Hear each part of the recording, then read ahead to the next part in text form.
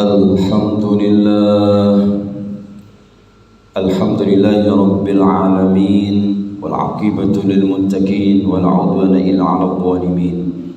Asyhadu an la ilaha illallah al-malikul haqqul mubin wa asyhadu anna Muhammadan 'abduhu wa rasuluhu as-sadiqul wa'dil amin. Allahumma shalli wa sallim wa barik 'ala sayyidina Muhammadin wa ala alihi wa ahli baitihi wa ashabihi ajma'in, amma ba'd. Qala Allah ta'ala fil Qur'anil 'azim, a'udzu billahi minasy syaithanir rajim, bismillahirrahmanirrahim. Ya ayyuhalladzina amanu ittaqullaha haqqa tuqatih wa la tamutunna illa wa antum muslimun. Wa qala aidan ya ayyuhalladzina amanu ittaqullaha wa kunu ma'as shadiqin. Shadaqallahul azim. Hadirin jamaah sidang Jumat rahimakumullah. Takdirnya Allah Subhanahu wa taala, kita saat ini masih diberikan oleh Allah Subhanahu wa taala kesempatan hidup, diberikan oleh Allah Subhanahu wa taala kesempatan untuk ibadah. Oleh karenanya hadirin jamaah rahimakumullah, mari sisa-sisa umur kita ini kita gunakan dengan sebaik-baiknya, dengan selalu meningkatkan rasa syukur kita kepada Allah Subhanahu wa taala, syukur zahir batin kita. Moga-moga lewat kita bersyukur kepada Allah Subhanahu wa taala, totalitas hidup kita tambah nikmat, hidup kita tambah nyaman, dan moga-moga kita semuanya diselamatkan dunia sampai akhirat. Amin ya rabbal alamin. Marilah juga kesempatan kali ini kita gunakan dengan sebaik-baiknya, dengan selalu meningkatkan kualitas ketakwaan kita, menjalankan segala perintah-perintah Allah Subhanahu wa taala dan menjauhi segala larangan-larangan Allah Subhanahu wa taala. Hadirin jamaah rahimakumullah, memang akhir-akhir ini banyak terjadi yang namanya bencana, banyak terjadi yang namanya musibah. Termasuk mungkin di antara kita akan mengalami yang namanya masalah dalam hidup, dan itu akan selalu beriringan, akan selalu bergiliran dalam hidup kita masing-masing. Tergantung kita bagaimana menyikapi berbagai macam problem masalah hidup kita, tentunya dengan pendekatan-pendekatan yang diberikan oleh Allah Subhanahu wa taala. Maka hadirin jamaah Masjid Sabilis Salam yang dirahmati disayangi oleh Allah Subhanahu wa taala, ada 5 dimensi problema hidup yang tentunya nanti kita saling mengoreksi diri kita masing-masing. Kita ini termasuk dengan melihat problema hidup yang kita alami, kita masuk di mana? Yang pertama hadirin jamaah rahimakumullah, bahwa problema hidup kita ini adalah ada di poin ukubah. Ukubah itu apa? Dihukum oleh Allah Subhanahu wa taala. Kenapa demikian? Karena terlalu banyak dosa, banyaknya kemaksiatan, banyaknya keteledoran yang kita laksanakan dalam kehidupan kita sehari-hari. Sehingga akibat dari melaksanakan kemaksiatan itu, yang kemudian maksiat itu belum sempat kita taubati, belum sempat kita istighfari, maka kemaksiatan itulah akan menjadi ukubah di hadapan hidup kita masing-masing. Dan itu tentunya yang berikan adalah Allah Subhanahu wa taala. Dalam surat Al-Qasas ayat 59, Allah Subhanahu wa taala menyampaikan, "Wa ma kana rabbuka muhlikal qura hatta yab'atsa fi ummiha rasulan yatlu 'alaihim ayatina wa ma kunna muhlikil qura illa wa ahluha dhalimun." Dan tidak adalah Tuhanmu membinasakan kota-kota sebelum dia mengutus di ibu kota itu seorang rasul yang membacakan ayat-ayat kami kepada mereka, dan tidak pernah pula kami membinasakan kota-kota kecuali penduduknya dalam keadaan melakukan kezaliman. Ini akan umum terjadi jika memang kemaksiatan itu terjadi di kalangan masyarakat, di kalangan umat, umumnya ini yang terjadi. Maka Allah SWT juga menyampaikan dalam ayat lain, "Dhaharul fasadu fil barri wal bahri bima kasabat aydinas." Kerusakan di muka bumi ini tidak lain karena ulah tangan manusia itu sendiri.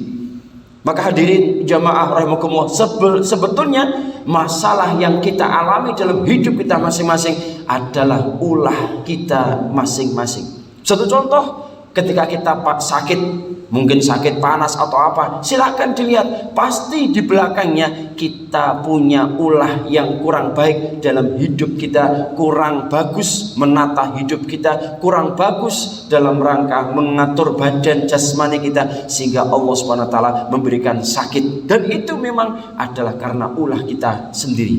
Hadirin jamaah rahimakumullah, maka di saat itu, di saat diberikan oleh Allah SWT hukuman, ayo cepat-cepat istighfar kepada Allah SWT, ayo kita taubat kepada Allah Subhanahu wa Ta'ala.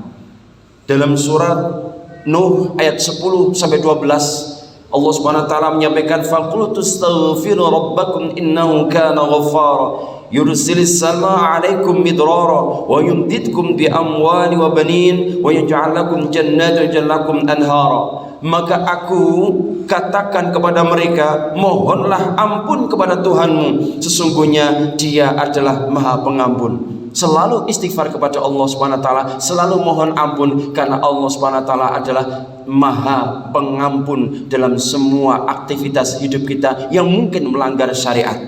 Maka janjinya Allah SWT apa? Niscaya Dia akan mengirimkan hujan kepadamu dengan lebat. Mungkin diberikan rizki oleh Allah SWT yang banyak, yang melimpah ruah, dan membanyakkan harta dan anak-anakmu.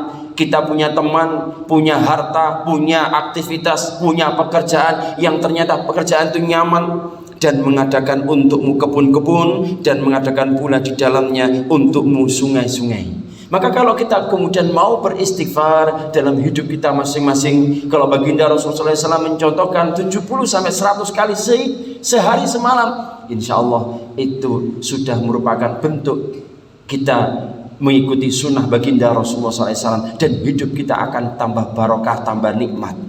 Yang kedua hadirin jamaah rahimakumullah, ada kalanya yang namanya musibah, masalah dalam hidup kita adalah tazkirah, peringatan dari Allah SWT. Kenapa demikian? Karena memang kita melaksanakan aktivitas hidup ini adalah imbang.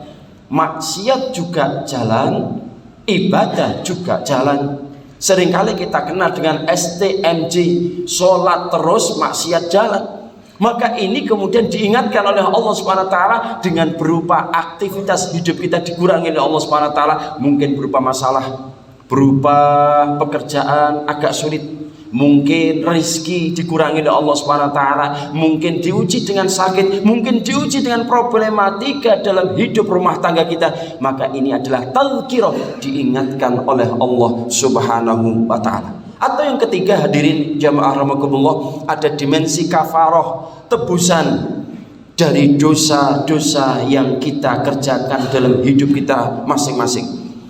Hadirin jamaah rahimakumullah, apapun yang kita terima, terus kita sabar, terus kita ikhlas menerima apapun yang terjadi dalam hidup kita, dan itu memang sebetulnya kiriman dari Allah SWT untuk menjadikan kita kuat, menjadikan kita hebat. Maka ada kalanya itu menjadi tebusan dosa-dosa kita, karena mungkin kita diajak untuk beristighfar, diajak untuk membaca Al-Quran, diajak untuk istighotsah, diajak untuk tahlil, ternyata kita kurang meresapi. Bahkan mohon maaf, seringkali kita datang dalam acara tahlil, kita datang dalam acara khutbah Jumat, mohon maaf, kadang kita sudah memulai dengan doa bismika Allahumma ahya wa bismika wa amut, alias apa? Diajak tahlil, diajak khutbah, diajak zikir, ternyata malah tidur.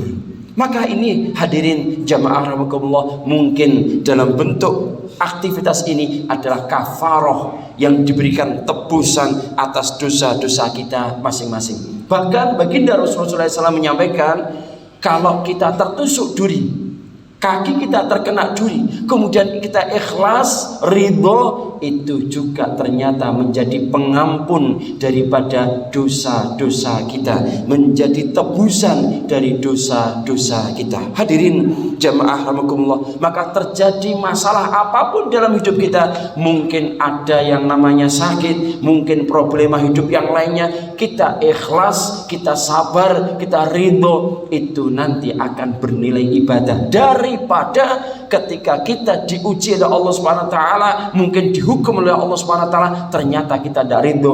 Tidak ridho itu nanti menjadikan dosa di hadapan Allah Subhanahu wa taala. Atau hadirin jamaah rahimakumullah, yang keempat, ada kalanya problema hidup kita adalah tabsyirah, kabar gembira. Kabar gembira, kenapa? Fa inna ma'al usri yusran, inna ma'al usri yusran. Segala yang namanya kesulitan akan bergandengan, beriringan dengan kemudahan. Dan ini diulang 2 kali. Al-usra, kalau kemudian menurut para tafsir yang ada di beberapa kitab-kitab tafsir yang ada, al-usra itu pakai alif lam, kemudian itu adalah bentuknya ma'rifat. Walaupun itu diulang 2 kali, esensinya tetap satu. Tapi kemudian yusra adalah bentuk nakirah, diulang 2 kali, berarti adalah memang ada 2 kali. Maksudnya bagaimana? Kesulitan itu rata-rata kalau kita lihat dalam kehidupan kita sehari-hari sangat kecil, sangat sedikit. Katakanlah kalau kemudian kita diberikan oleh Allah Subhanahu wa taala kesehatan, sakit kita mungkin hanya berapa hari, tapi itu sudah kayaknya lama. Padahal kebahagiaan, kesehatan diberikan oleh Allah Subhanahu wa taala, kenikmatan itu panjang dan lama diberikan oleh Allah Subhanahu wa taala, tapi jarang kita mau mensyukuri. Maka ini mungkin dalam aktivitas hidup kita ada tabsyirah, kabar gembira dari Allah Subhanahu wa taala bahwa saya ja'alullah ba'da usri yusra. Segala yang namanya kesukaran, kesulitan akan datang juga yang namanya kemudahan. Maka para wali-walinya Allah Subhanahu wa taala, orang-orang yang beriman, melihat dan menyikapi hidup ini selalu tersenyum, selalu goyang-guyu, karena itu adalah bentuk syukur di hadapan Allah Subhanahu wa taala. Tidak hanya bersyukur goyang-guyu pada tanggal 6, tapi tanggal tua juga selalu bersyukur di hadapan Allah Subhanahu wa taala, selalu tersenyum melihat aktivitas yang mungkin dia terima dalam kehidupan sehari-hari. Hadirin jamaah rahimakumullah, yang terakhir, yang kelima, ada kalanya yang namanya problema ketika hidup itu ada kalanya mihnah, betul-betul merupakan murni ujian. Murni ujian di hadapan Allah Subhanahu wa taala. Dan ini mohon maaf, memang rata-rata orang yang diuji ini adalah orang yang baik, dalam rangka untuk meningkatkan kualitas, meningkatkan derajat orang tersebut. Katakanlah seperti anak mau ujian. Saat ini rata-rata adalah ujian anak-anak kita di bangku sekolah. Nah, maka ini anak itu akan diangkat derajatnya menjadi kelas yang akan naik pada jenjang berikutnya. Begitu kalau kita kemudian melihat yang namanya musibah, namanya problema hidup kita itu, kita lihat dengan mihnah, ujian, maka insya Allah itu akan menaikkan derajat kita dalam kehidupan kita sehari-hari. Namun hadirin jamaah rahimakumullah, kita ini jangan kepedean, jangan terlalu pede melihat segala suatu masalah hidup kita ini, oh saya lagi diuji oleh Allah Subhanahu wa taala. Mohon maaf, kalau kita ndelok potongan prejengan kita, prejengan yang mohon maaf banyak maksiat, maka tidak pantas kayaknya kalau kita masuk dalam kategori mihnah. Mungkin kita dalam kategori ukubah, mungkin dalam kategori tadzkirah, peringatan dari Allah Subhanahu wa taala, mungkin dalam kategori kafarah atau tafsirah. Kalau mihnah kayaknya bukan masuk kategori kita. Jika memang iya, alhamdulillah, berarti kita termasuk orang yang baik, berarti kita mungkin termasuk orang-orang yang waliullah, yang sedikit dosanya di hadapan Allah Subhanahu wa taala, banyak ibadahnya di hadapan Allah Subhanahu wa taala. Namun hadirin, melihat ini kayaknya kita belum masuk kategori ini, tapi tingkatkan dalam hidup kita, kita akan menjadi wali-walinya Allah Subhanahu wa taala. Moga-moga lewat kita merenung 5 dimensi problema hidup kita ini, kita bisa mengajak diri kita melihat, mengevaluasi bahwa kita rata-rata adalah banyak dosa di hadapan Allah Subhanahu wa Ta'ala. Maka jika memang ada yang namanya gempa dimanapun, termasuk saudara kita di Cianjur, maka kita haruslah berpandangan positif thinking. Ayo kita bantu, ayo kita sedekah sebagian harta kita untuk membantu saudara-saudara kita yang di sana. Tentunya prinsipnya yang harus difahami, lebih baik kita membantu daripada dibantu. Lebih baik kita memberi daripada kita diberi. Sebab kondisi yang memberi itu lebih tinggi, kondisi yang membantu tentunya lebih baik. Maka hadirin jamaah rahimakumullah, moga-moga yang singkat ini mampu mengetuk diri kita masing-masing menjadi hamba-hamba Allah Subhanahu wa taala yang semakin dekat dengan Allah Subhanahu wa taala, dimudahkan semua urusan kita, urusan dunia sampai akhirat, dan moga-moga semua masalah hidup kita diselesaikan oleh Allah Subhanahu wa taala, diangkat dari berbagai macam musibah baik secara pribadi maupun secara umum, diberikan oleh Allah Subhanahu wa taala kemudahan, kelancaran dalam hidup kita masing-masing, dan moga-moga keluarga kita semuanya jadikan oleh Allah Subhanahu wa taala keluarga yang sakinah mawaddah rahmah barokah, generasi penerus yang soleh dan solehah, serta moga-moga dalam hidup kita masing-masing ditata menjadi orang-orang yang nyaman, enak, tentram, dan wafat dalam keadaan husnul khotimah, serta kita semuanya moga-moga disandingkan bersama dengan baginda Rasulullah sallallahu alaihi wasallam di surganya Allah Subhanahu wa taala. Amin ya rabbal alamin. أعوذ بالله من الشيطان الرجيم. بسم الله الرحمن الرحيم.